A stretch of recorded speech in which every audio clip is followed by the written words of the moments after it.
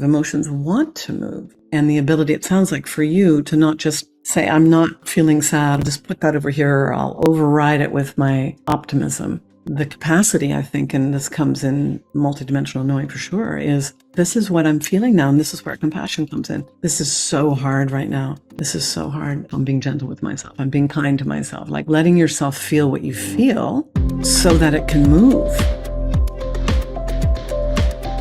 Hi, and welcome to the Heart Leader Podcast, where our heart and our mind align. I'm your host, Amber, and today I am joined by Suzanne Anderson. So I just want to take a moment to welcome you to the show, Suzanne. Thank you for being here with us. I cannot tell you what a joy it is. Thank you, Amber. I'm looking forward to our conversation together. Yeah, me too. So we mentioned this book.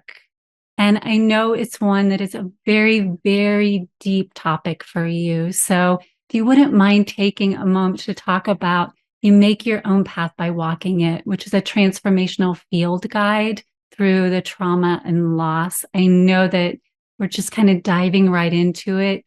I read it and I've never experienced the level or the depth that you dove into, but it was still an amazing opportunity for me to step back and realize that the worst thing that's ever happened to us is the worst thing that's happened to us.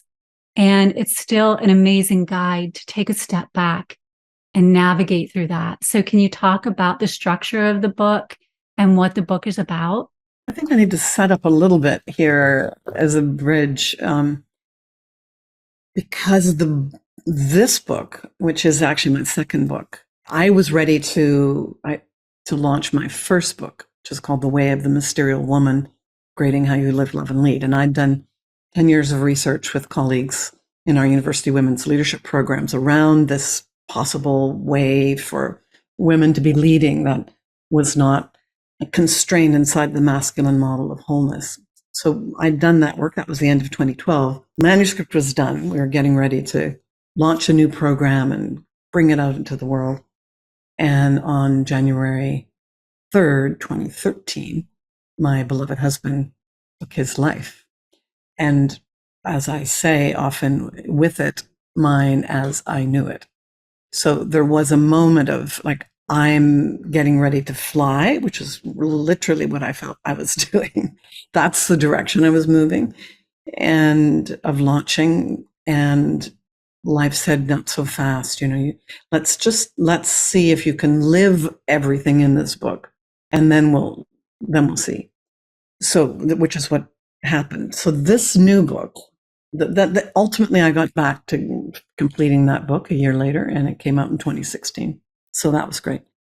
The second book, You Make Your Path by Walking, was actually not a book I thought I would write. So I did not go through the dissolution of everything in my life with the plan to be a heroine or a hero and, write something that would help everybody else at first. I really went through it to live like a bold experiment about, like, can I get through this? And can I get through this living in this way that I already, as a transformational teacher, was teaching and living? Can I really do this in the darkest night? And as I moved through this about 4 years ago, I decided to write myself back together, actually, initially. Like, I needed to go back into the horror and the trauma of those early years, and from an integration perspective for myself initially.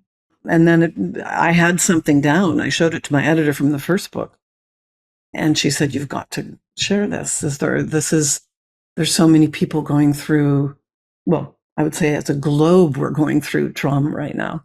These are traumatic times, but also many people going through trauma or waking up to trauma they have been through."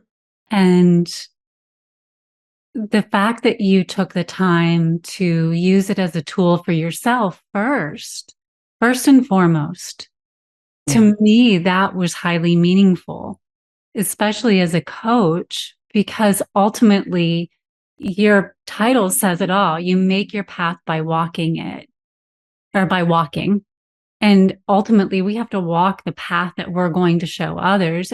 As a coach, I feel like I'm a guide. And So I have to have walked the path many times to be able to show someone else how to walk the path I'm telling them. Yeah. And you did exactly that. You know what you're writing about because you've walked it. You know what it's like to be there. So you can take the hand of someone and say, I've been there. I know. Yeah.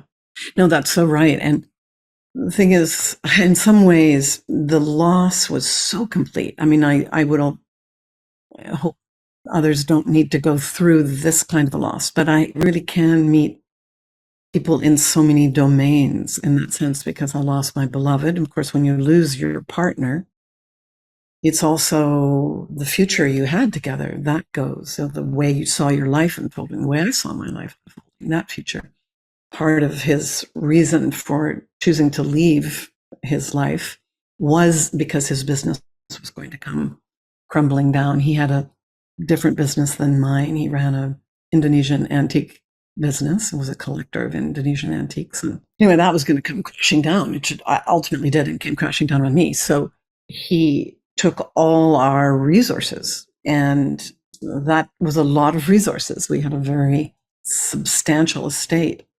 And so without your beloved, without my financial assets, all of that I thought I would have for my own business and the work I was doing in the world, I ended up closing down my business because that was the right thing to do also. I needed to just see what would emerge. I had two partners and I let that go. I left the community I was a part of because I lived on a small island where we were very well known, and it would have been very difficult to find my new life in the ashes of that old, I felt. And yes, and so all of that to say, there was a lot at one time to navigate through. And I did have the sense from the beginning that if I could do this, first of all, I'm absolutely going to walk in the way of the Mysterial Woman, which is this way of being that integrates, that I've been working with for years, of a way of showing up in authentic connection, loving presence, so on. I would walk in that way. And if I got through, I would have something to offer. Yeah. So the term Mysterial Woman or a term Mysterio does come up frequently in your book. And for anyone who this may be a new term for, Right. is there any opportunity to give some background on that? Well, the word actually arose. We'd been doing then, 10 years of this research with hundreds of women in our programs. Basically, this came about from a sense that there was a model of leadership that we women had plugged ourselves into, and we'd become one of the boys in a certain way. And as much as women may have wanted something different, it was either swinging to the other side of, okay, then it's just the goddess over here, or it was the hypermasculine, and there was nothing in between. And all the studies on human development had been done using male subjects in the early years. Carol Gilligan at Harvard is one of the first women who started to say, wait a second, now we need to do some research on how women develop.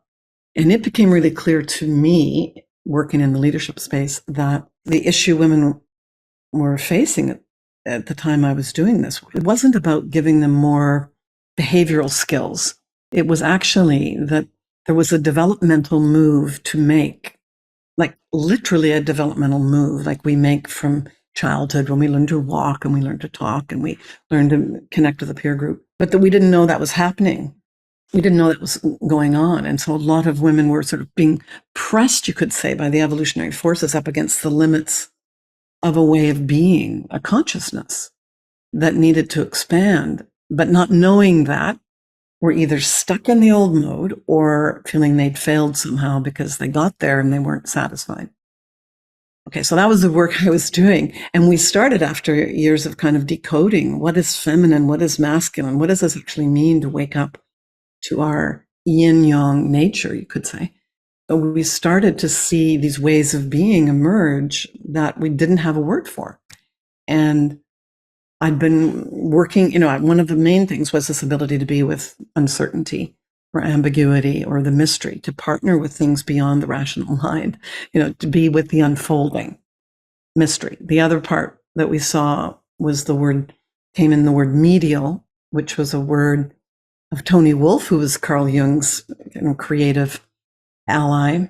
And she had discovered this way of being for women that is about, holding a middle ground, a middle way, bridging between differences, holding different perspectives. So one day I said, these two words just came together in my head, and the word Mysterial popped out of my mouth. And then once it did, it was very interesting. It was sort of like the naming, of the way Indigenous cultures talk about the potency of naming. Like something literally came alive. I was with my co-author, Dr. Suzanne Anderson, and the two of us just went, oh my God, we've just given birth to something. So that's the story.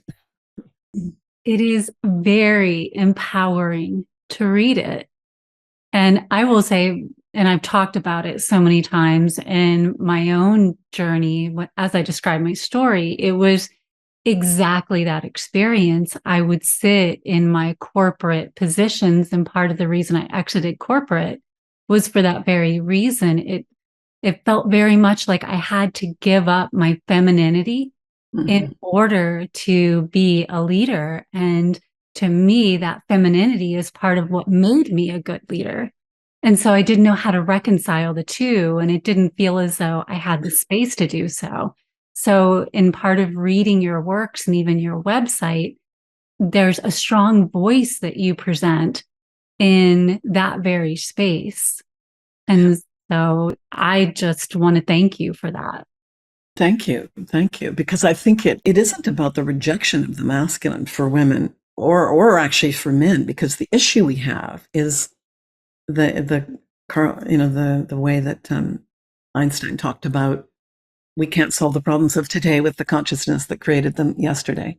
We're simply in a situation in the world right now where we have created very complex challenges, and the consciousness we have cannot meet them. So that's always how we've grown. That's the evolutionary imperative, you could say, to grow again. And the work that I was doing with women was clear that it wasn't about rejecting 5,000 years, actually, of what I would call the masculine consciousness ascending.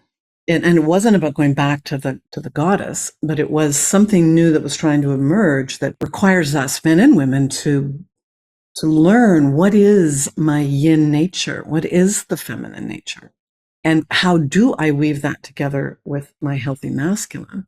And then we're in the new space, because there's something new that I've found and that I counted on going through my own dark night that requires that synthesis of feminine and masculine ways of being, that I call Mysterio. I think you call the heart leader. I suspect they're very similar. Yeah.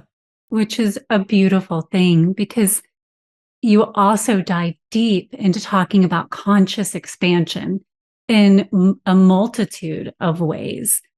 And the more that we're willing to understand what our own unique balance of masculine and feminine is, to me, that is an evolution of our own personal consciousness. The first book was really figuring out, what do we mean when we say feminine? And what do we mean when we say masculine? That was the profound research, I would say, around getting really clear about that. What does that actually mean? And in the new book, there's one section of the book where I write about what I call these 8 mysterial metacapacities. And they are the capacities we had started to see. We had named them. It's the last chapter of the first book, The Way of the Mysterial Woman. When, in this case, I was working with women, but when they were able to weave together these feminine and masculine capacities and really cultivate them, these ways of being were showing up, and they seemed to be a match for the times.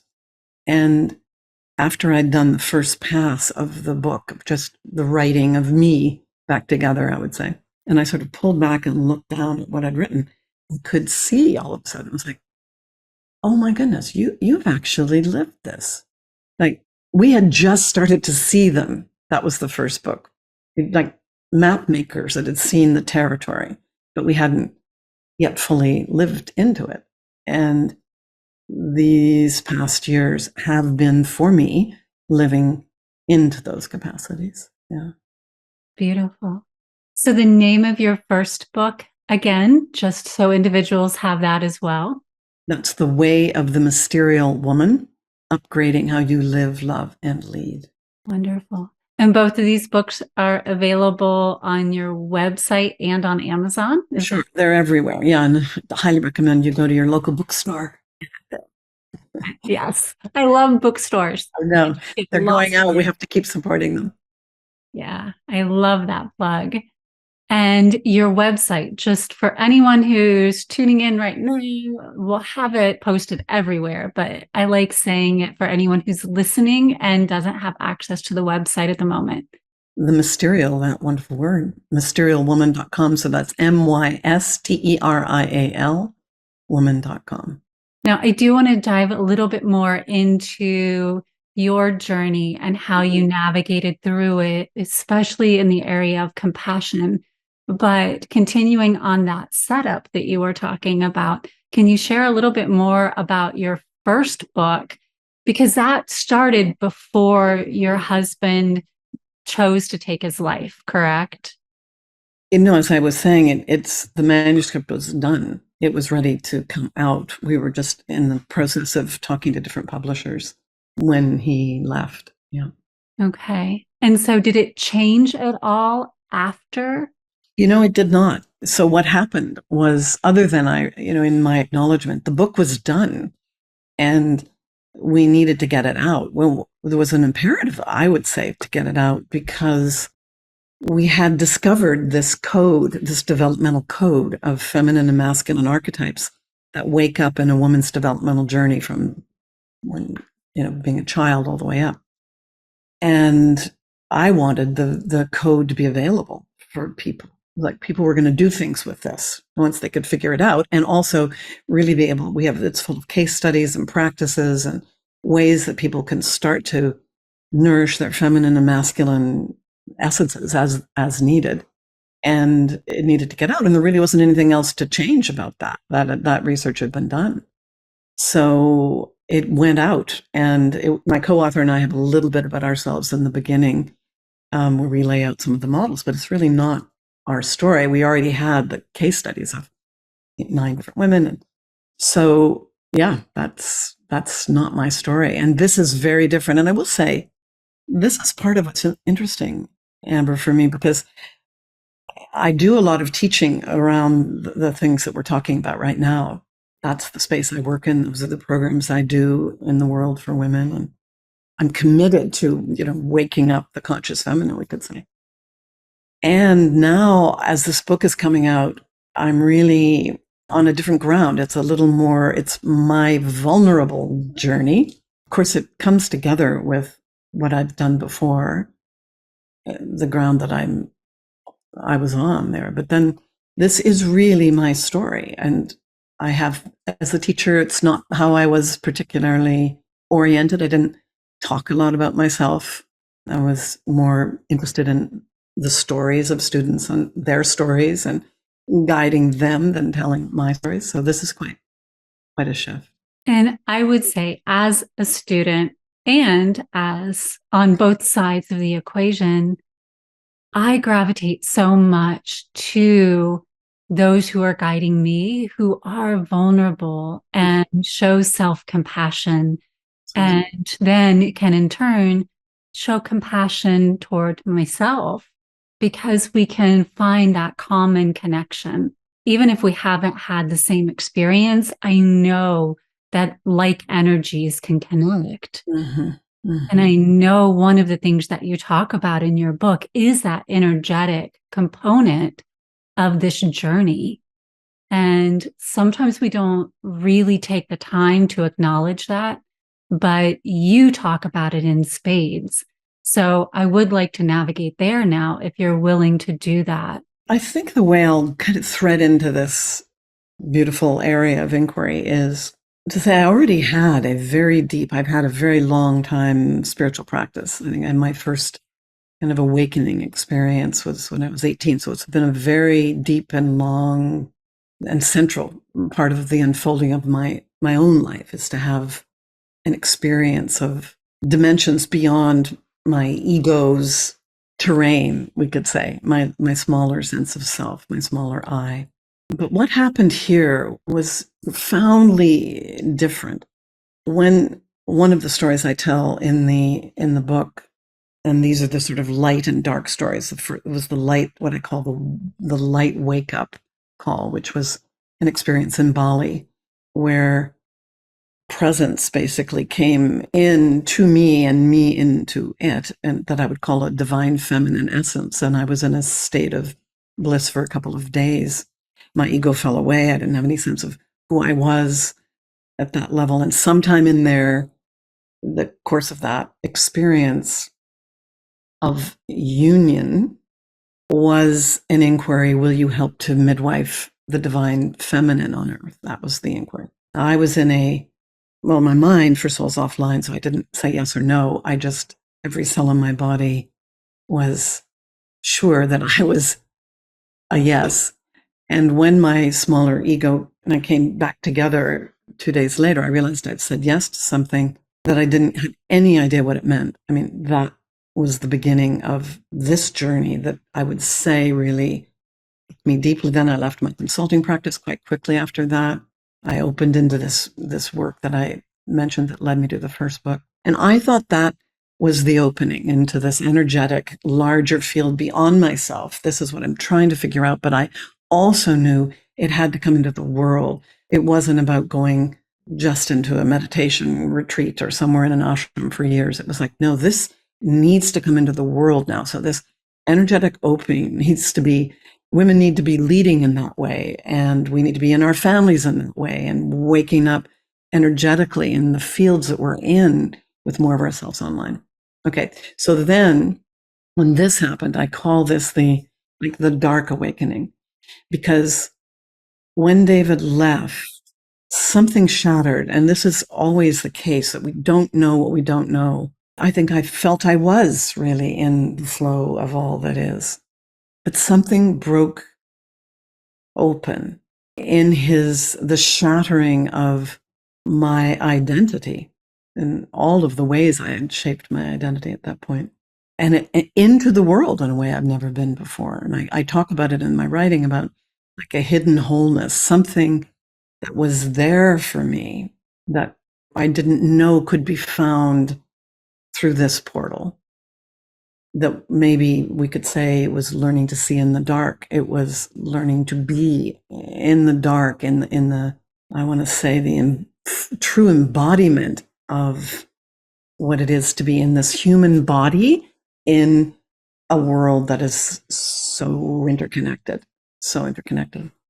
So I know that's a little bit of a circuitous way to respond to you, but I do feel both were true for me. And the way that lived in the dark awakening was a profound opening of compassion.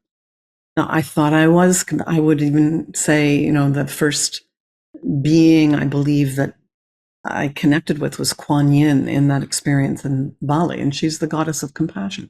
So I felt I had a lot of compassion already. But there was some almost plexiglass or just something between me and other, and even between me and other dimensions, even though I would have said I had experiences, spiritually of other dimensions, but something like there was shattering all around and opening in all ways. Yeah. So that's sort of get at where you were heading. Yes, it's a beautiful and such a transparent response. And I am very grateful that you're willing to share something like that, because I feel like many of us, we hide from traumatic experiences. We really fear going through pain, but sometimes that pain is the very thing, not that we want someone to leave our world. That's not what I'm suggesting at all. But as I mentioned, I've not experienced anything like that. But the most painful thing that's happened to us is the most painful thing that's happened to us. And if we look at it as an opportunity for growth, instead of pulling back, as you so beautifully did, you could have shut down. You could have hidden away and run away from everything. But you said, this is my opportunity to take what I had in that first book, put it into practice in my own life, and see where I navigate with it. And you seized it as a conscious expansion opportunity. Yeah. And it's been an opportunity for the rest of us to grow through your growth and what you've presented to us.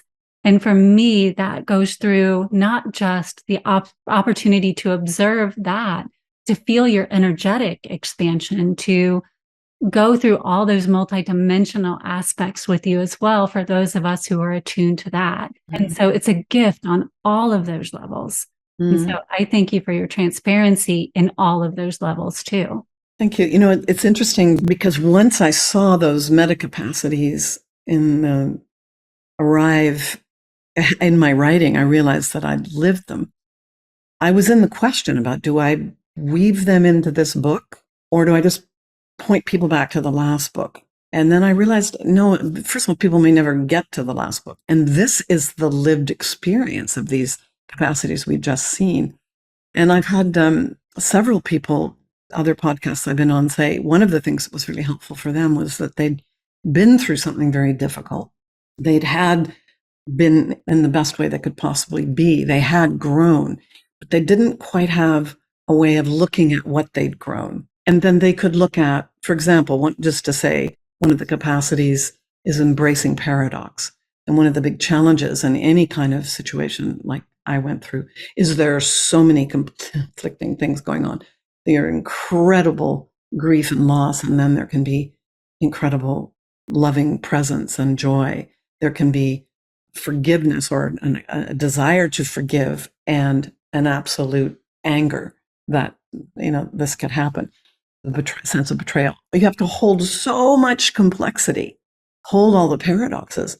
But if you can do that, and I found that I could do that situation by situation, I could then go somewhere new, like the polarity itself, as I could hold it, took me to some solution I would never have been able to find on one end of that or the other. And so some people might say, then they would say, this was so helpful. I saw that I had also developed embracing paradox, but I hadn't seen that as a capacity.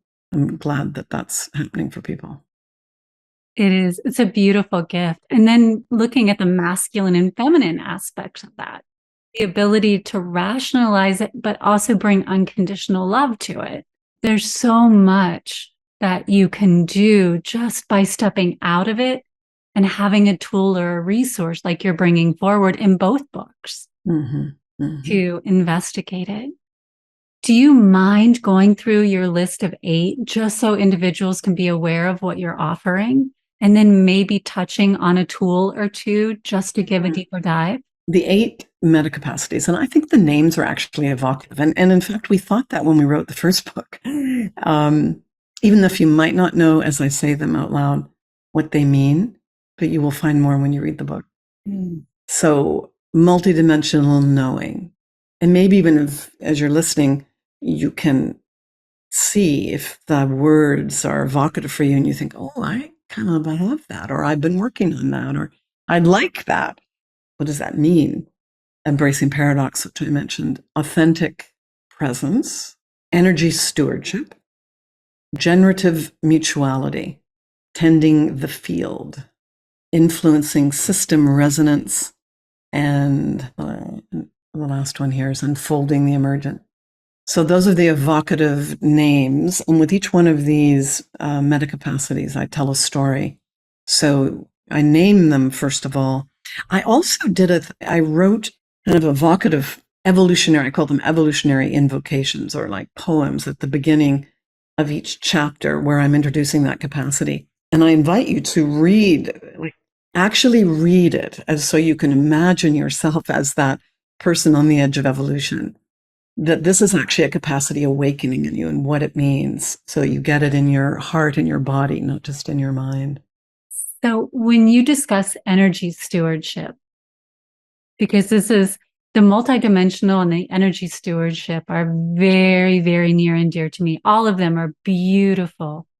But in my world, those two are so interlinked. Do Mm-hmm. you mind sharing maybe those two? Well, all right. So multidimensional knowing, this was really and is so potent because we have done a great job all these years of the masculine ascendant pattern, the yang focus for 5,000 years. We've developed a logical analysis, a rational mind, all of which is super important. We absolutely need those capacities. But that's one way of looking and one way of taking in information. Of course, it's not the whole picture.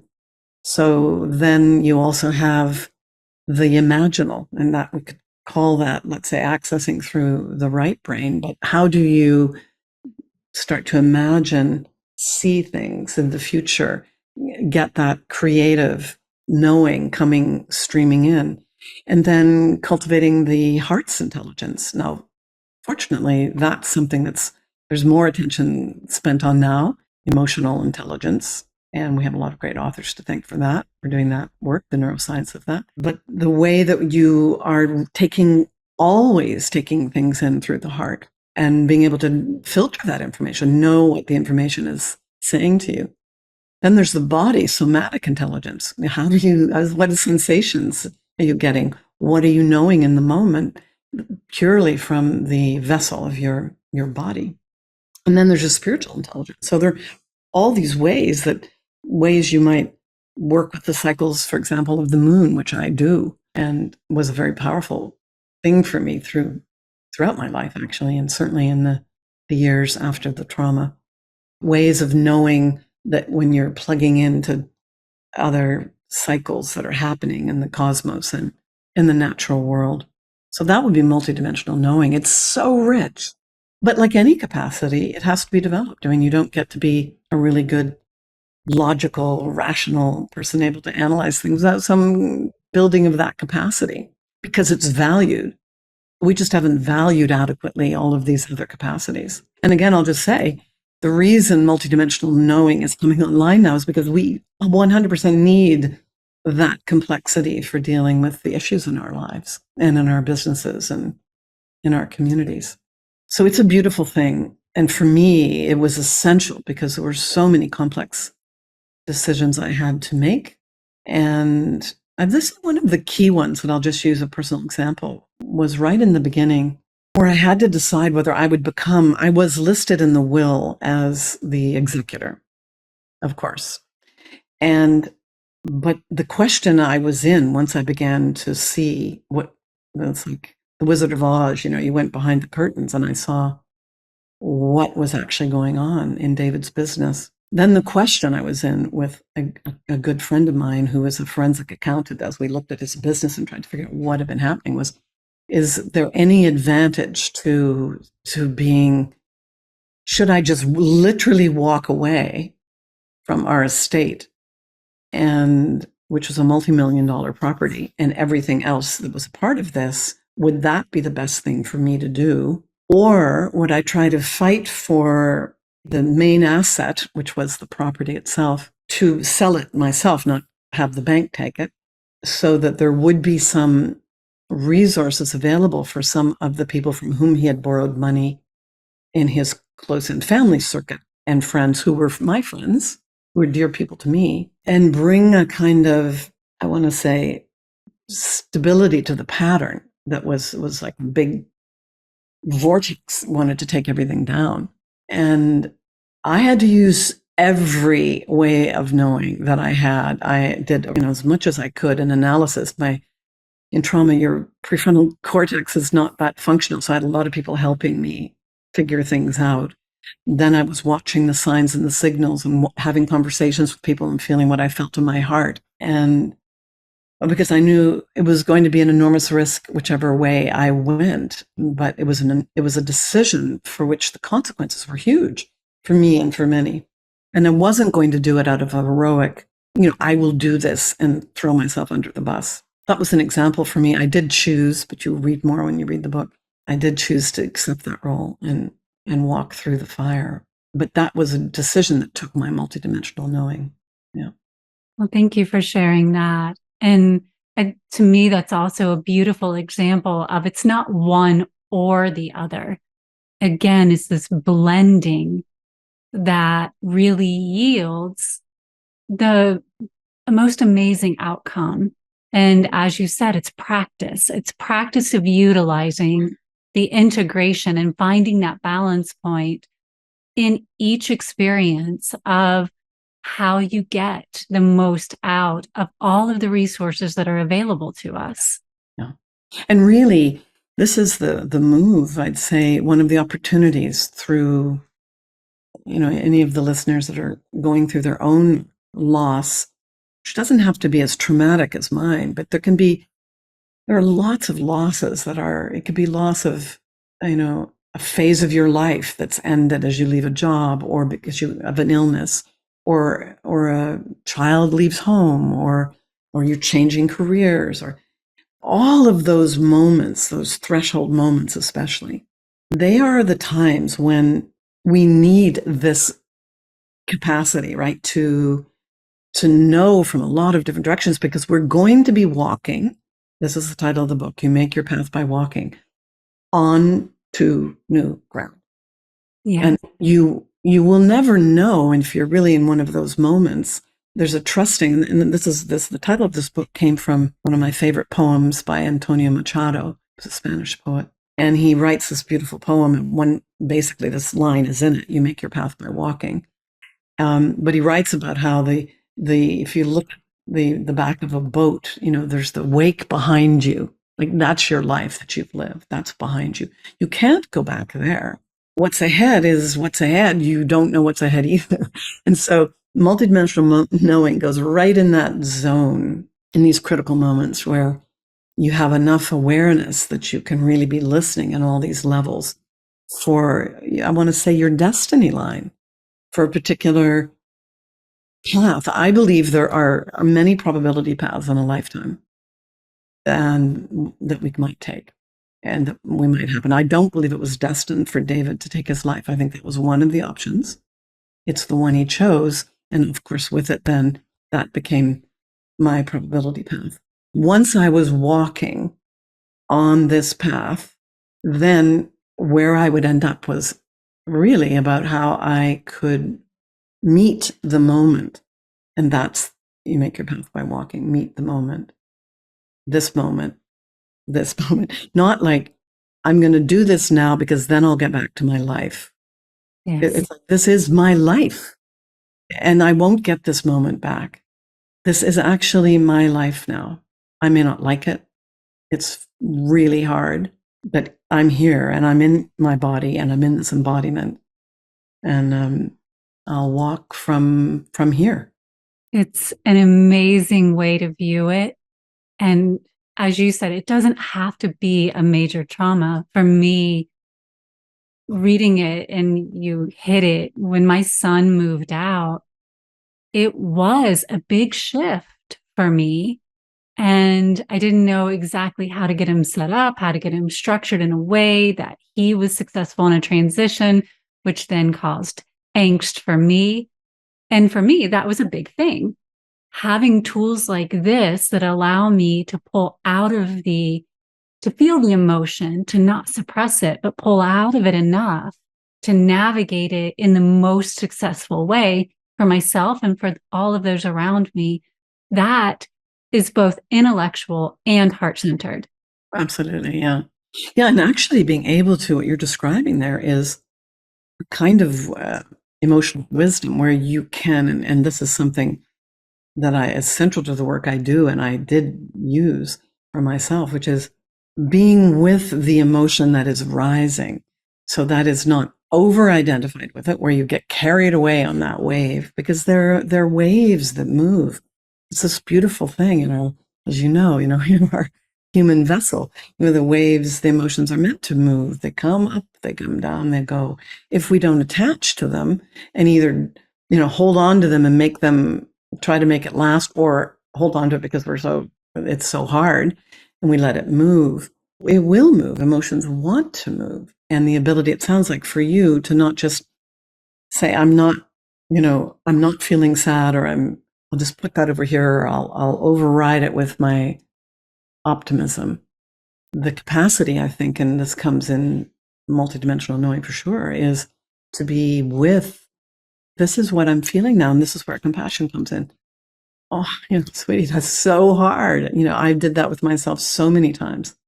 This is so hard right now. This is so hard. I know, I'm gentle, I'm being gentle with myself. I'm being kind to myself, like letting yourself feel what you feel so that it can move. And then you can go out in the kitchen and be with your son and be the way you want to be. It's a beautiful capacity. And it's one that gets practiced, and with resources like the one that you're offering. And I believe you speak, you have coaching programs, you have these things that can empower, especially women, to rebalance and understand. So can you share a little bit about that as well? So if someone's seeking guidance, if someone is navigating through something that they're just suppressing right now because they just need to move forward. That happens a lot. And I find it so often. It's like, I'll think about that later because right now I just need to power through this. Mm-hmm. And sometimes that comes back and it creates bigger issues in the future. So if they have someone that they can look to, it's beneficial. So can you talk a little bit about how someone might be able to get to your resources? Mm-hmm. Yeah. And just on that note, I want to say sometimes, and this is the thing about building capacity, sometimes you do have to power through something. And this is where I know I was very compassionate with myself. Sometimes there's that thing you have to do. The child has to get to school. Something has to happen. And so I think there is that enormous capacity or courage even sometimes to rise up. For me, it was just even getting up out of bed every morning at the beginning. It's like to rise into the moment of your life and the courage you sometimes have to find in yourself to just do what needs to be done. So yes, and I acknowledge that. And then there is the tender caring for your own, the time that you make space for yourself, the tender caring for yourself after that, where you do come home and have a cup of tea and have a good cry or go for a run, or you take the time to be with yourself and honor and acknowledge what you just had to pull together to do that thing you had to do, which is a little different than what you're saying, which is, someone who's just going to go, I'm going to take care of this thing, and they just don't have any relationship to what's underneath. So just want to offer that. Thank you. But then, okay, so how could people immediately, if you're feeling resonance with what I'm saying, my website, of course, is a great place to begin. There are other podcasts on that website and other blogs that I've written and videos, and to get a sense really of the archetypal pathway that this work that I do takes you through. And the first book has, as I mentioned, lots of practices in it. So that, let's say you identify the archetype that is really needed, you need more of in your life, is the maiden archetype, which is that part of ourselves that is the wild feminine, what I call the dynamic feminine energy. And there's a sort of shake it up, break it up, that sort of energy. Then there's some practices that you might do to do that. There are practices in that first book that can help you to do that. But in the second book, it's coming out in June, and there are practices at the back of the book that I think were particularly powerful for me in going through. And in case somebody would never read the first book, I wanted people to have some things that would be immediately helpful. And one of them is a practice I call deep practice. And that was the practice and that's in the first book as well. And it's basically what we've just talked about how you work with the wave of an emotion, how you actually let yourself be with the wave when it moves, so that you can find, let it move, let it give you the information it needs to give you, whatever that emotion is, and find your way back again to center. Because obviously for me anyway, and what I was going through in life in general, I would like to be centered and present for the decisions I have to make. I don't want to be making decisions or behaving from the reactivity of my trauma body. So how do you do that so that you're able to meet the world that's coming toward you? And that's a practice in the book. That's great. Can someone pre-order your book on your Yes, it's all website? pre-order available. Yeah, everywhere. In all the bookstores and Amazon and bookshop and yeah. Yeah, and if somebody is out in this part of the world, which is the West Coast, Pacific Northwest, I'm doing a women's retreat. It'll be the first time I've actually done a retreat separate from a program because my programs are, we do retreats inside of those global programs. But this will be from June 8th to 11th, just for women. But it's called You Make Your Path by Walking Retreat. And we're going to have a deep, nourishing dive into the three faces of the feminine that will work with the mother archetype, the maiden archetype, and the crone archetype. Very nourishing. Yeah. Well, if you can send us details, we will post that all over the website, our website as well, so folks know how to get to that. I'm certain you likely have limited space, but we're happy to share so individuals can get in. Yeah, I'll send you that right after we're done here. That'd be great. That'd be wonderful. Well, as we're wrapping up, we do have a wrap-up question. We like to hear feedback from individuals who are on the show with. And that's centered around the term heart leader and what that invokes within you when you hear yourself called a heart leader. Well, I think as I said, I would call that a Mysterio. I would say the resonance for me is Mysterial leader. And the heart leader, which I love that. Immediately I have to put my hand in my heart. So that's where I start, is just feeling you have to come into your body, your own dear heart. You know, I come into my own heart just in trying to feel into that. How will I respond to that? And it's a different center of gravity than a head leader, although I will say I use my head and I also use my body, of course, in the body knowing. But there's something about the heart to heart that takes us into the great, beautiful web of connection that we have with all beings and in other dimensions, actually. I would say what comes to me right now is that there's a way in which the we space, it's sometimes been called, or the creative future is in the heart, I feel, my heart, and then my heart with your heart. I mean, the things that we've explored here today, because we're opening a heart field together, I would say. I've heard myself saying things I haven't said before. So I think, okay, maybe you've thought things you haven't thought before. You know, that there's something about the future that's trying to come into form that I think is shaped by a heart leader. And I feel enormous resonance with that. So whether I call that Mysterial leader or heart leader, I think we're in the same tribe. I love it.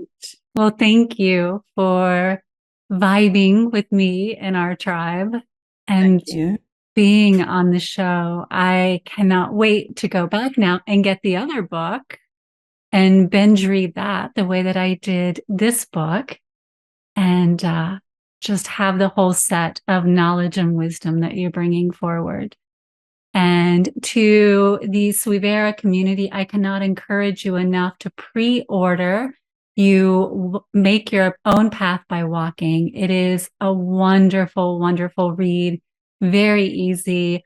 I did honestly binge read it. So definitely pre-order that. And now once I have the opportunity to go back and read her first book, I will also share my views on that, as long as you're okay with that, Suzanne. That, of course, yes, please. Fantastic. And that completes this episode of the Heart Leader podcast. We will make certain that all of the links for how to get a hold of this very wise Mysterial Woman is posted everywhere. Our Instagram, Facebook, and out on our website. I can't encourage you enough to go see all of the free content that she has available and then continue to follow along. And we will get the retreat information posted out there as well. Until next time, remember you can pop on over to our Facebook or Instagram and send the word compassion to get this month's free download. And I look forward to seeing you in our Suivera community.